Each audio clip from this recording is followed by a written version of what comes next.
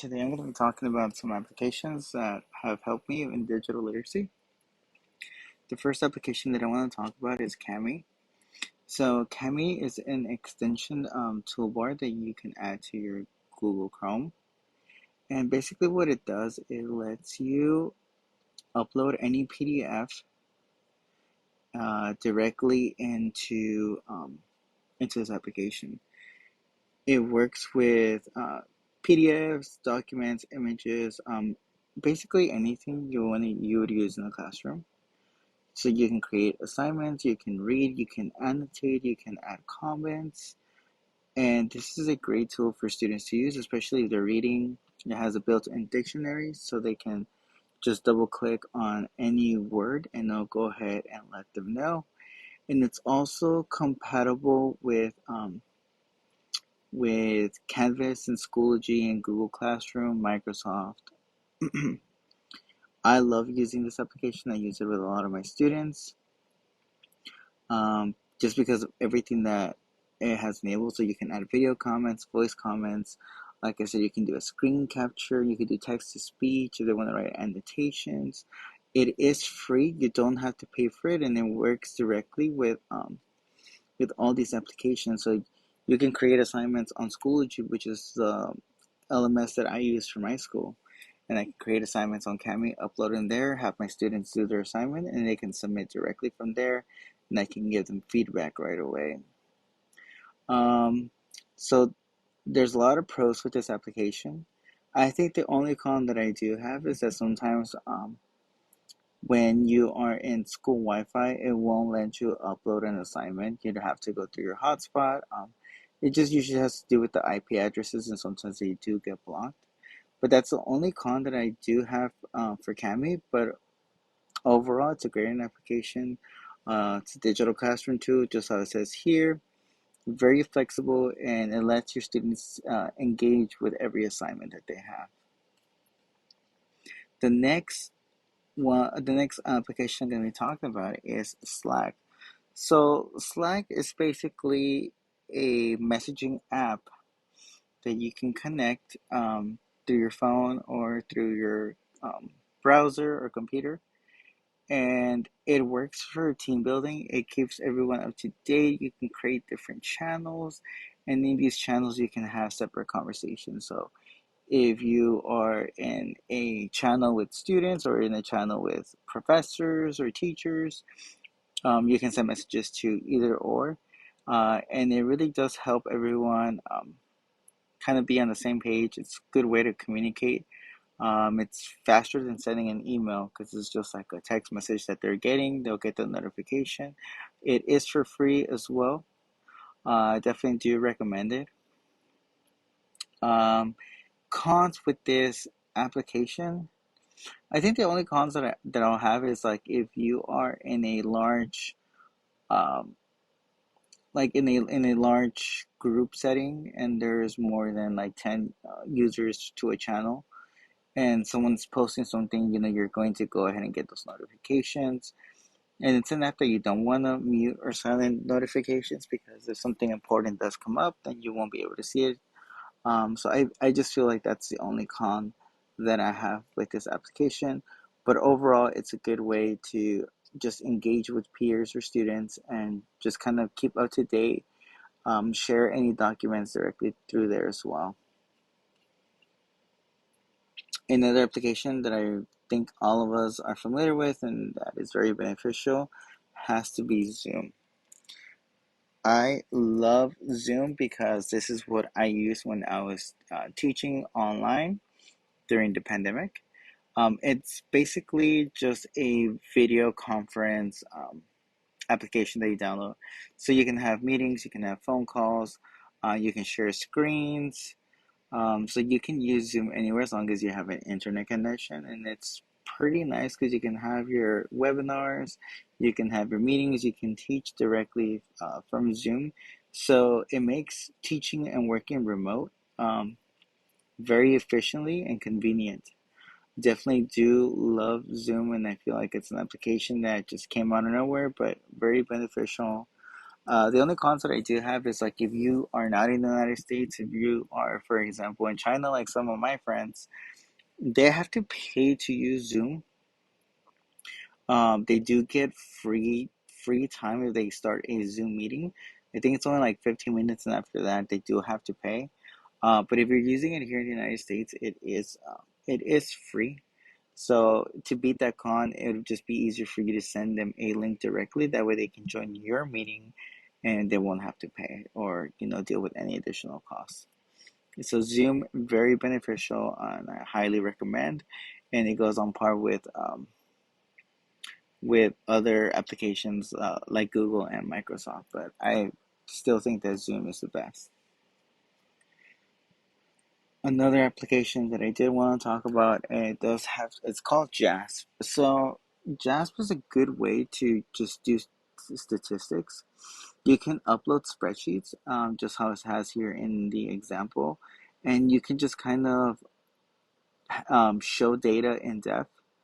You can actually like outline especially which type of data that you wanna show, if there's any bias in the data that you collected. This is a free app,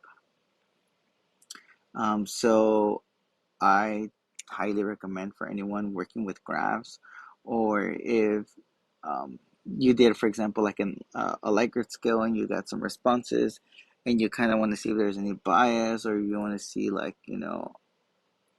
anything else more into depth, you can just open JASP, and JASP does everything for you. You can rearrange everything, responses by like states, by age. Will give you the medium, the mode, and the range, and it'll tell you basically all the important information that you need. And then if you need graphs, it'll give you graphs. It gives you an option to download PDFs, so you can go ahead and attach those if you're sending them as a report. So I definitely do recommend JASP. It's an application that I came across at Arizona State University during one of my classes. We learned how to use JASP, and I just fell in love with it. And I'm like, man, like this is really, really something that comes in handy, and it's a free application. So what else can you ask for? Here I'm going to highlight some of the main features, so you can see basically the analysis that are displayed. User friendly, very easy to use. It's not that difficult. Um, and like I said, you can download also Word as a Word document, or you can download as a PDF. And the only cons that I have is that you don't really have much flexibility. Like you can't really do much. It just gives you statistics, because that's basically what it's meant to do. But if you wanted to be more creative, or you wanted different information, you really don't have the the freedom to do that. Basically, this program is only designed to do certain things, so you're kind of limited with your creativity there. But I mean, if you download it as a PDF, then you can get creative and you can tear it apart. But other than that, very beneficial. And if you just wanted like the pictures, the images, you can download those images as well, and then you can attach them to a spreadsheet, or you can attach them somewhere else. So definitely a great application that I do recommend. And lastly, we are going to be talking about Camtasia. So Camtasia is just in simple terms, it basically is a screen recording application, and this is beneficial like for anyone, because you can go ahead and you can use them in your workplace, because you can train, you can educate, you can inform, you can even teach a whole class with this application. It's kind of similar to Zoom, but I feel like it's catered mostly for faculty, for students, for people in business, people in customer service, because it allows you to like for example right here, you can highlight which area of the screen that you want to do. If you're like in a call, you can go ahead and show someone like, oh, you know what, I'm gonna go ahead and give you a tutorial, and I'll send it over. And you can just screen record a whole tutorial for them, and that way they have access to it. This as educators, this can come in handy if you're working with students who may be dealing with a math problem and they don't know how to solve it, and they've been trying to do the equation. So you can just open up screen recording, you can open up a Word document, or you can even open Cami, and you can just go ahead and access one of those files. Like for example, I am screen recording right now. Let's just say, for example, I was using Camtasia.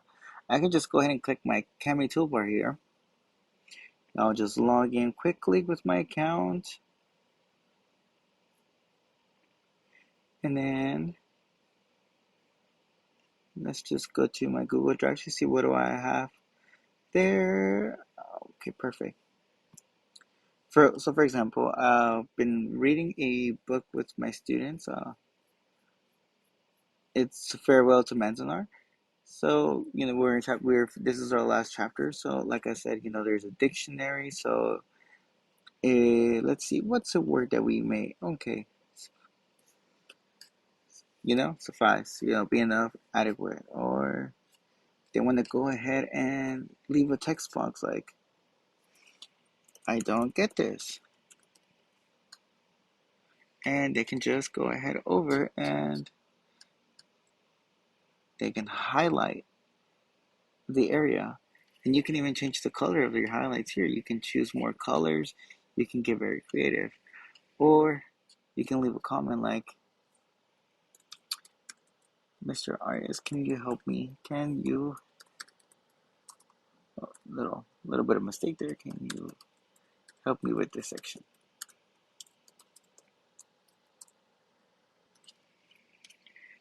They can do a screen capture. They can do a video comment. They can do a voice comment, markup. There's just so much that they can add media. There's so much for them to do, and this is why I mentioned before that I love Cami. But speaking about Camtasia, so if my student did not understand this and I'm using Camtasia, I can be like, okay, I can go ahead and break down this whole section for you. And I can give them notes. I can respond to their feedback. Or if we're doing a math problem, we go back to the equations and we can look at all the equations that they have.